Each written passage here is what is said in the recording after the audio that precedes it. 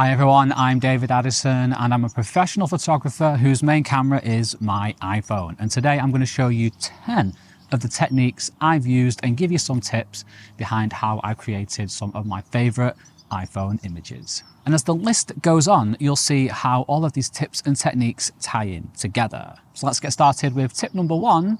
Explore the App Store. The iPhone's built-in camera app is brilliant, especially for those who are new to iPhone photography and new to photography in general, because it works seamlessly as part of the iPhone and does loads of things behind the scenes to ensure you capture photos you like.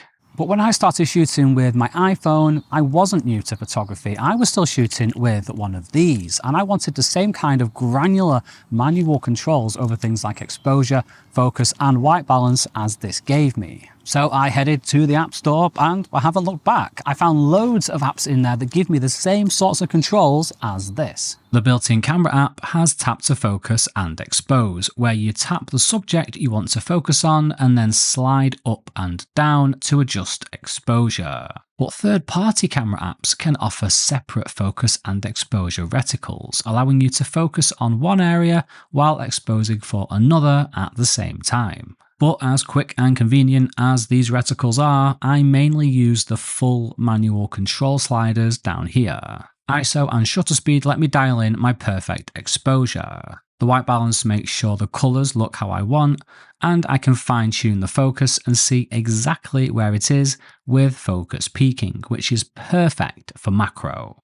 Here, my goal was to silhouette the model against the sunset, which you can achieve in the built-in camera app, and there's a great video on the iPhone Photography School YouTube channel demonstrating just that. But instead, I used the manual settings to set the exposure exactly how I wanted. I made sure the shutter speed was fast enough to properly expose for the sunset, but not so fast so that I wouldn't get a little bit of motion blur in the hair. I put the focus reticle on the model and I was happy with the colours, so I left the white balance in auto. And from there, it was all about timing. Knowing there's a slight delay between tapping the shutter and the iPhone capturing the photo, I tapped the shutter early, and then approximately 166 milliseconds later, the frame was captured.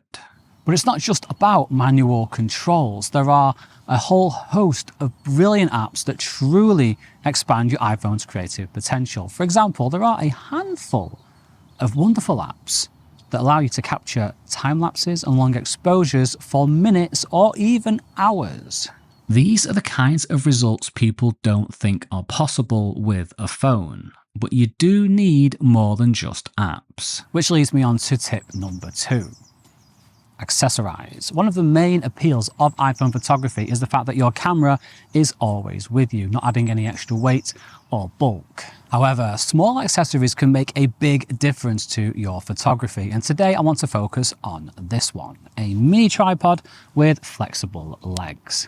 Long exposures and time lapses require a tripod because it's vital that your phone doesn't move at all while they're capturing.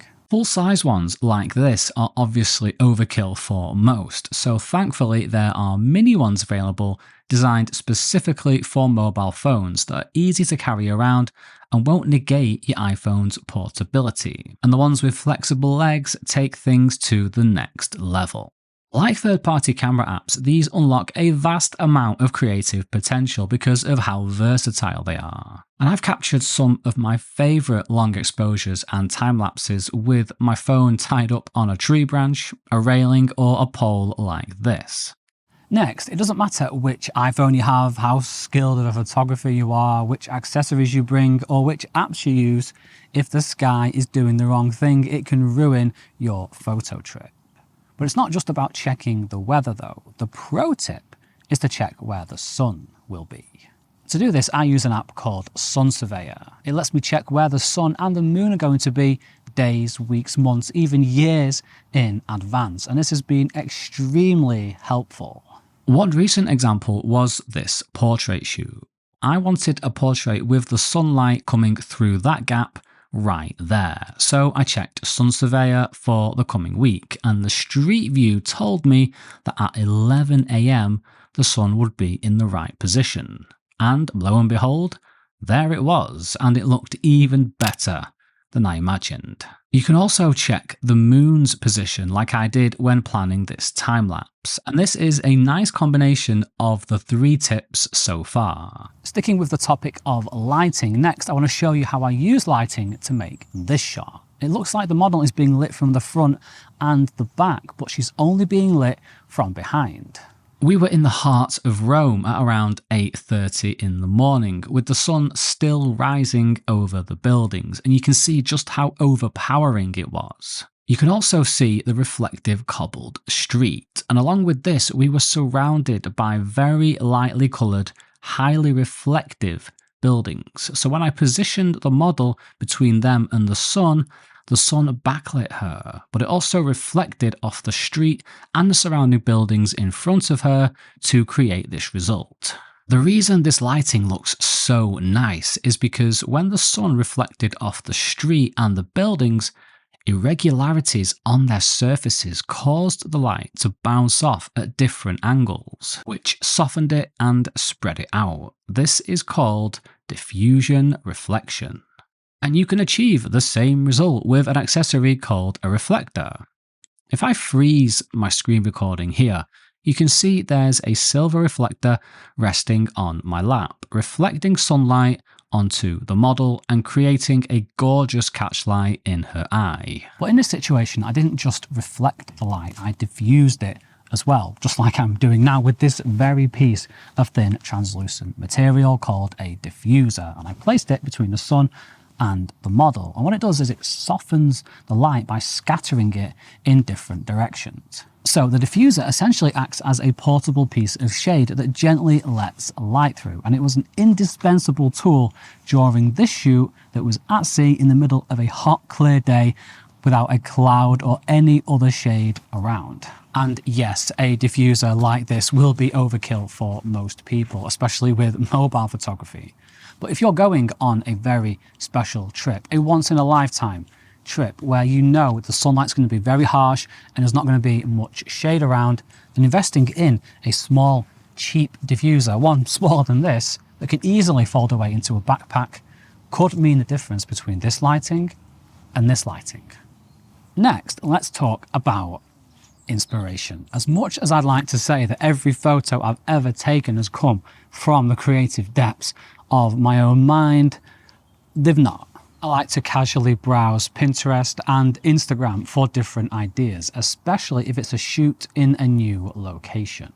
Take this image for example. This was from my first iPhone photo shoot, and I was no stranger to photo shoots, but I'd never done one with my iPhone before. So I was unsure and I wanted something to aim at. And while looking for some direction, this image on Pinterest caught my eye, and from it came this shot, which is one of my 2 favorites from the shoot, the other being this one.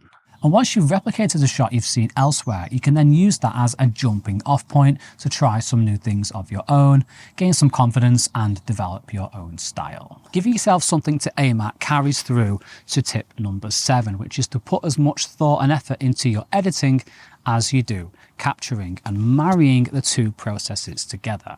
This photo is my example again, because it didn't always look like this. It started life looking like this. This is a raw image I captured with a third-party camera app, and since I knew my final result was a surreal looking shot that couldn't have been achieved in camera, my goal was to create a base image with flat lighting that I could build on in editing, which I did. I started in Lightroom on my MacBook, where I mainly used the tone curve and HSL tools to make the shot look more moody and atmospheric like my reference photo. Then I saw the model's dress had blown in another photo and it looked a lot better than the flat dress, so I took both images into Photoshop, cleaned things up, and then used the selection and masking tools to take the dress from one image to another. Finally, I took the image from my Mac back to the iPhone. It was created on and into an app called Lens Distortions, where I added some fake snow to complete the shot and take it from this to this in just under 45 minutes. Now, you definitely don't need to go that far every single time, but in this case, I needed to in order to achieve the results that I wanted. And this ties back into giving yourself something to aim for, because it can not only help you improve your results, it can also help you learn how to achieve certain things along the way. Tip number 8 is don't give up and make multiple trips if you can. And this one is about not putting too much pressure on yourself or getting yourself down when you go out shooting, but you don't come home with something that you like. Even with all the planning and preparation in the world, there are times when I turn up to locations and something isn't as I expected, or something's not working for whatever reason. Once I researched waterfalls in the surrounding countryside, and after finding one, I checked the weather and Sun Surveyor for the best time to visit. I mapped out the route and then drove an hour to get there. I then hiked for another hour to what I thought was going to be this majestic waterfall, only to find a few trickles. And it was then I learned just how dependent on rainfall this particular river was. Here it is after a few days of heavy rainfall, and here I am walking through that same spot after a dry spell. So after that initial visit, I was disappointed, but I learned, and I went home, and I waited. I waited for 6 months, actually. Then after a few days of heavy rain, I went back and captured something I really liked. This, of course, is a long exposure again, tying into tips number 1 and 2. Only this time I used a full-sized tripod because my mini tripod would have been submerged in water. Also note the wellies, by the way, which are another waterfall long exposure essential item. My penultimate tip ties in to the final one, and like everything else in this video, it comes from years of DSLR photography, and it is the fundamentals are your friend. Now, I was debating whether to go with the basics are the best, but I've settled on the fundamentals are your friend. Anyway, when I lived in Romania, I went around town shooting photos with my humble iPhone SE and my professional grade Nikon DSLR. I then showed the photos to my friends and asked them to guess which one was taken with my SE and which one was taken with the very expensive professional equipment, and they couldn't tell. I didn't use any tricks. I used the built-in camera app on the SE, no fancy apps or accessories or anything like that. The key was to use basic photography techniques around composition, lighting, and timing. All stuff you can learn with iPhone Photography School. And this leads me on to my final tip, which is to learn the fundamentals of photography itself, because underneath all of the iPhone's advanced technology, propping up all of its fancy wizardry, are good old-fashioned sensors and lenses. Plus, the camera features you use every single time you take a photo are based on ancient photography fundamentals like metering, white balance, ISO, shutter speed, and focus. For example, when you swipe in the stock camera app to adjust exposure, you're actually adjusting the ISO and shutter speed. Actually, the iPhone is doing it for you behind the scenes. It's deciding which ISO and shutter speed to use. And if you know how shutter speed and ISO work and how they affect your results, you can ensure your iPhone is always in the best position to capture the highest quality images possible. Combine that with basic knowledge of composition and lighting, and no matter which iPhone model you happen to use, I guarantee your results will improve. So please don't get caught in the marketing trap of thinking the latest iPhone will make you a better photographer. It won't. But learning the fundamentals of photography will. And if you'd like more iPhone photography tips, just click the link below to sign up to iPhone Photo Academy. In the course, you'll learn everything you need to know to take amazing photos with your iPhone.